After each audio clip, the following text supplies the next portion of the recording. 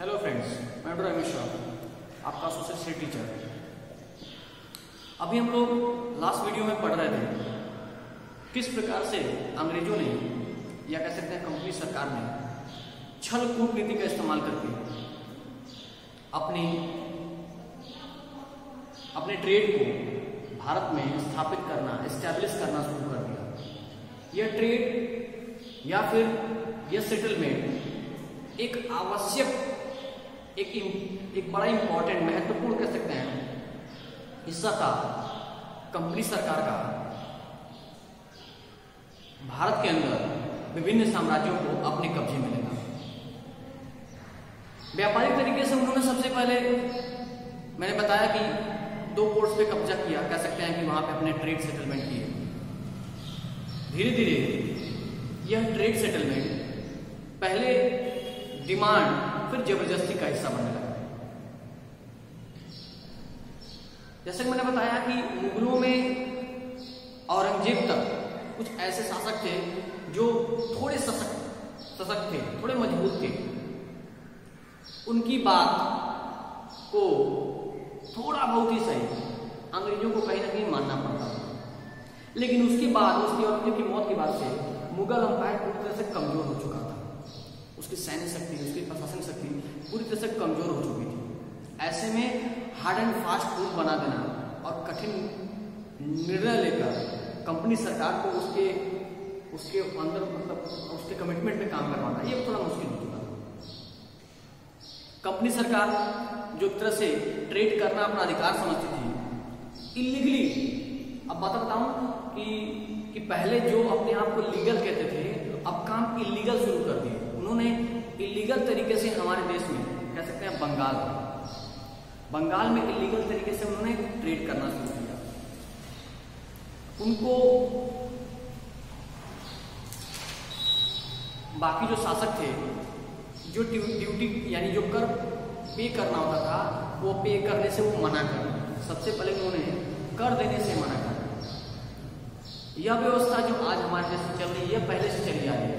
History से आज हमने यहाँ एक बात तो सीख ली कि लीगल और इलीगल यही होता है कि जब आप किसी सरकार से या किसी व्यवस्था से कुछ पैसे, धन अर्जित करते हैं, अब वह धन अर्जित जरूरत से ज्यादा हो तो किसी व्यवस्था को आपको टैक्स पे करना होता है।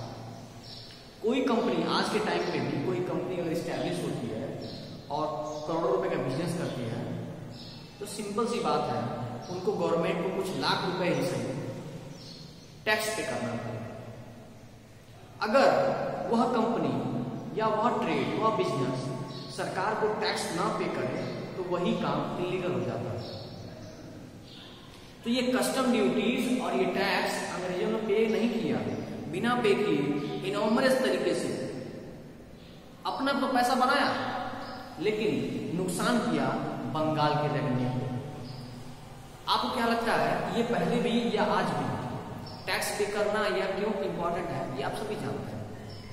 इस टैक्स से सरकार हमारे लिए, हमारे विकास से जुड़े चीजों को, पहले का तो नहीं पता है, लेकिन आज जो टैक्स पे करते हैं हम लोग, उसकी व्यवस्था इसीलिए बनाई गई कि हमारे लिए आज जो महत्वपूर्ण कदम उठाए जाते हैं विकास के, चाहे वो सड़कों का बनाना हो, स्वास्थ्य सुविधाएं हो, शिक्षा हो, ट्रेन हो, हवाई जहाज हो, या बहुत बड़े इंफ्रास्ट्रक्चर में जो भी रोजगार देने का काम हो, जो भी हो, या हमारी डिफेंस सर्विसेज हो, ये सब कुछ हमारे टैक्स से ही चलता है। सरकार का मेन रेवेन्यू टैक्स ही है। अगर टैक्स नहीं मिलेगा, कर नहीं मिलेगा, तो सरकार काम नहीं कर पाएगी।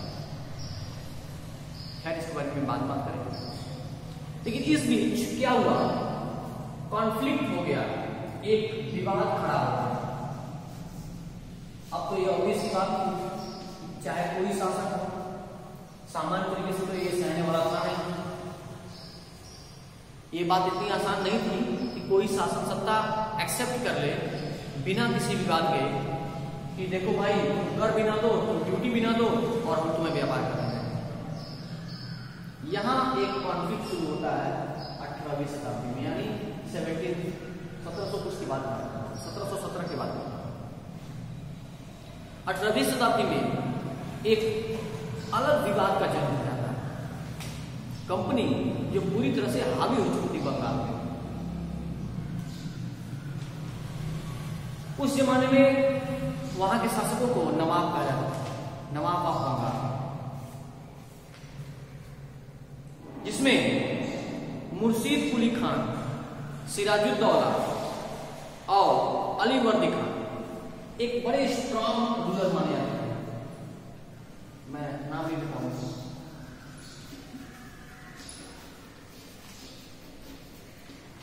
मुर्शीद कुली खान,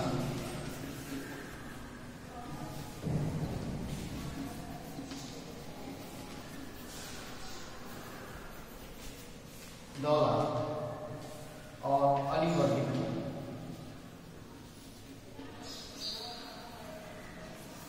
ये तीनों बड़े ताकतवर माने जाते हैं।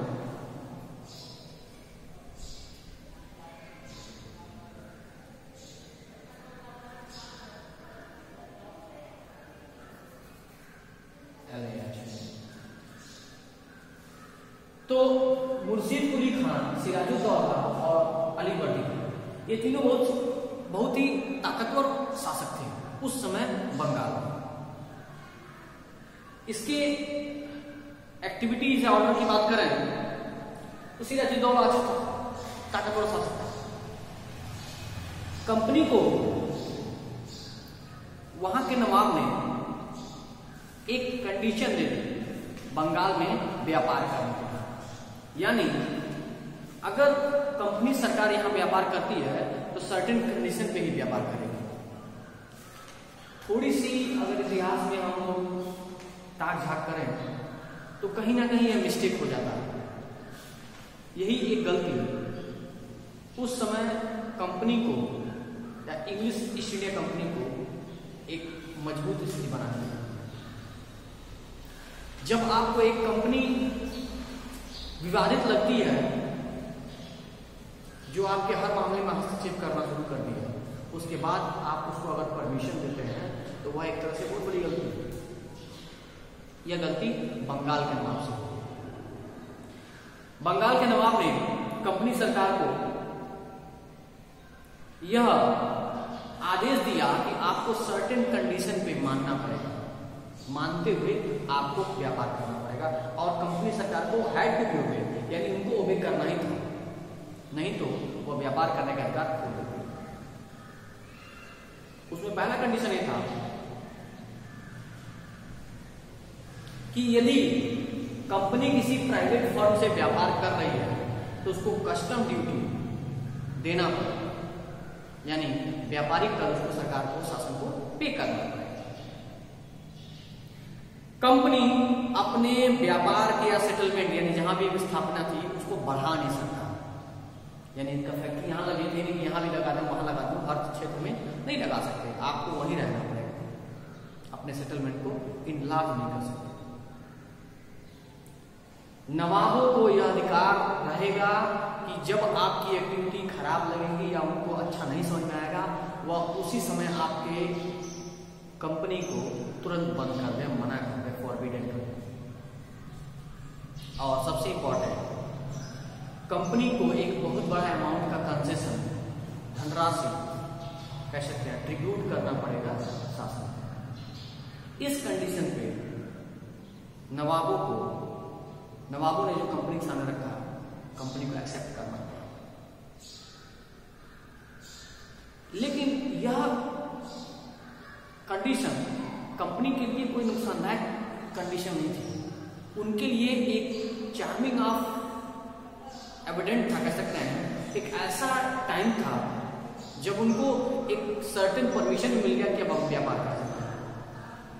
उनके पास एक अच्छा मौका मिल गया और इसमें वो लोग और कॉन्फिडेंट महसूस करना शुरू किए और ज्यादा अपने आप को अच्छा महसूस करना शुरू किया। उनको किसी भी तरीके से व्यापार करने में कोई तकलीफ नहीं हुई और वह अपना व्यापार को धीरे धीरे करके बढ़ाना शुरू कर, लार्ज करना, सारे कंडीशन को मानते हुए। सिचुएशन वर्ष तो तब हुई 1756 में, जब सिराजुद्दौला बंगाल का नवाब बनता है। यानी 1756 में सिराजुद्दौला को बंगाल का नवाब बना दिया जाता है। ऐसे कंडीशन में कंपनी ने अब बंगाल के हर मामले में इंटरफेरेंस करना शुरू कर दिया और अपने आप को और बढ़ाना शुरू कर दिया। इधर उन्होंने जो रेवेन्यू टैक्स था उसको पे करने से मना कर दिया, और रेवेन्यू पे करने से मना कर दिया तो शासन सत्ता भी कमजोर होना शुरू हो गई। ऐसे में गुस्साए हुए नाराज सिराजुद्दौला ने फैक्ट्री को अपने कब्जे में सीज करने की कोशिश की, फैक्ट्री को अपने कब्जे में लेना कोशिश की। और जैसे उस टाइम पे एक ऑफिसर होता था, एक पोस्ट होता था जो पूरे काम को इंडिया में गवर्न करता था, जिसको गवर्नर जनरल करते थे। रॉबर्ट क्लाइव बनते हैं गवर्नर जनरल कंपनी सरकार के। उन्होंने इस पूरे पोजीशन को, पावर को, प्रिविलेज को अपने हाथ में लेकर और पूरी तरह से ट्रेड को बढ़ाना। इस इंटरफेरेंस, इस इनजस्ट में कहीं ना कहीं बंगाल और कंपनी सरकार में एक अलग तरह का तनाव पैदा हो गया। यह तनाव कहीं ना कहीं वॉर की ओर दोनों लोगों को ले जा रहा था। लेकिन इधर कंपनी सरकार काफी हद तक मजबूत हो चुकी थी। उसके पास वॉर लड़ने के लिए या फिर कोई काम करने के लिए अच्छी खासी अमाउंट थी। और आप कुछ बात करें तो मुगल शासक या बंगाल के नवाब, इनकी सत्ता कमजोर हो चुकी थी और कमजोर हुई थी रेवेन्यू का अभाव। अगले वीडियो में हम जानेंगे किस प्रकार से कौन से वॉर हुए जिसके परिणाम स्वरूप यह रिजल्ट देखा। Thank you so much.